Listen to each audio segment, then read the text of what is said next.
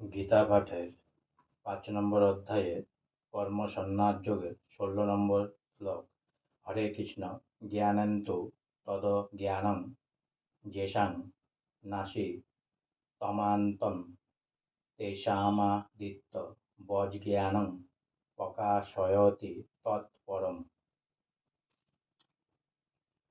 জ্ঞানেন মানে জ্ঞানের দ্বারা, তু মানে কিন্তু, তৎ মানে সেই, অজ্ঞানম মানে অজ্ঞান, যেষাম মানে যাদের, নাসিতম মানে বিনাশ হয়, আত্মন মানে জীবের, তেষাম মানে তাদের, আদিত্যবৎ উদীয়মান সূর্যের মতো, জ্ঞানম জ্ঞান, প্রকাশয়তি প্রকাশ করে, তৎ মানে সেই, পরম মানে অপ্রাকৃত, পরম তত্ত্বকে অনুবাদ। জ্ঞানের প্রভাবে যাদের অজ্ঞান বিনষ্ট হয়েছে তাদের সেই জ্ঞান অপ্রাকৃত পরম তত্ত্বকে প্রকাশ করে। ঠিক যেমন দিন মানে সূর্যের উদয়ে সব কিছু প্রকাশিত হয়। তাৎপর্য: যারা শ্রীকৃষ্ণকে ভুলে গেছে তারা অবশ্যই মহাচ্ছন্ন, কিন্তু যারা কৃষ্ণ ভাবনায় ভাবিত তারা কখনোই মহাচ্ছন্ন হন না।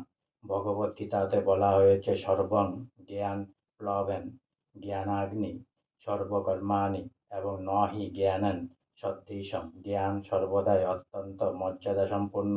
এই জ্ঞানের স্বরূপ কি? শ্রীকৃষ্ণের শরণাগত হওয়ার ফলেই পূর্ণ জ্ঞান লাভ করা যায়, যে কথা সপ্তম অধ্যায়ে ঊনবিংশতি শ্লোকে বর্ণনা করা হয়েছে।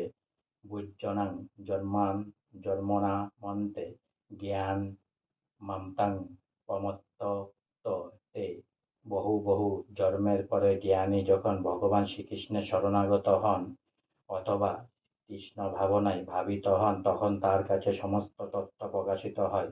যেমন দিনের বেলায় সূর্যের আলোতে সব কিছু প্রকাশিত হয়, জীব নানাভাবে মহাচ্ছন্ন হয়ে পড়ে। উদাহরণস্বরূপ বলা যায়, ধৃষ্টতাপূর্বক সে যখন নিজেকে ভগবান বলে মনে করে তখন সে মায়ার অন্তিম ফাঁদে পতিত হয়। জীব যদি ভগবান হয় তাহলে সে মায়ার দ্বারা মহাচ্ছন্ন হয় কিভাবে? যদি তা সম্ভব হয় তাহলে বুঝতে হবে যে অজ্ঞান বা শয়তান ভগবানের চেয়ে বেশি ক্ষমতাশালী। যথার্থ জ্ঞান কৃষ্ণ ভাবনাময় মহাপুরুষের কাছ থেকে লাভ করা যায়। তাই এই রকম যথার্থ সদ্গুরুর অনুসন্ধান করে তার কাছে কৃষ্ণ ভাবনামৃতের শিক্ষা হৃদয়ঙ্গম করতে হয়। সূর্য যেমন অন্ধকার দূর করে, কৃষ্ণ ভাবনামৃত তেমন সম্পূর্ণভাবে অজ্ঞানতা দূর করতে পারে। কেউ জ্ঞান লাভের মাধ্যমে উপলব্ধি করতে পারে যে সে তার দেহ নয়, সে তার জড় দেহের অতীত, তবুও সে আত্মা ও পরমাত্মার মধ্যে পার্থক্য নিরূপণ করতে পারে না। কিন্তু সে যদি কৃষ্ণ ভাবনায় ভাবিত সদ্গুরু শরণাগত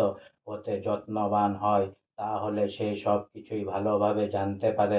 কেবলমাত্র ভগবানের প্রতিনিধি সান্নিধ্য লাভ হলে ভগবান ও ভগবানের সঙ্গে আমাদের নিত্য সম্পর্কের কথা জানা যায়। ভগবানের প্রতিনিধি কখনোই দাবি করেন না যে তিনি ভগবান, কিন্তু তাকে ভগবানের মতোই সম্মান করা হয়, কারণ তিনি ভগবত তত্ত্ব জানেন। ভগবান ও জীবের মধ্যে যে পার্থক্য রয়েছে তা জানা উচিত। ভগবদ্গীতার ২য় অধ্যায়ে ১২শ শ্লোকে ভগবান শ্রীকৃষ্ণ সেই জন্য বলেছেন, প্রত্যেক জীব স্বতন্ত্র এবং ভগবানও স্বতন্ত্র। অতীতে তাদের সকলেরই পৃথক স্বরূপ ছিল, এখনো আছে এবং ভবিষ্যতে মুক্তির পরেও থাকবে।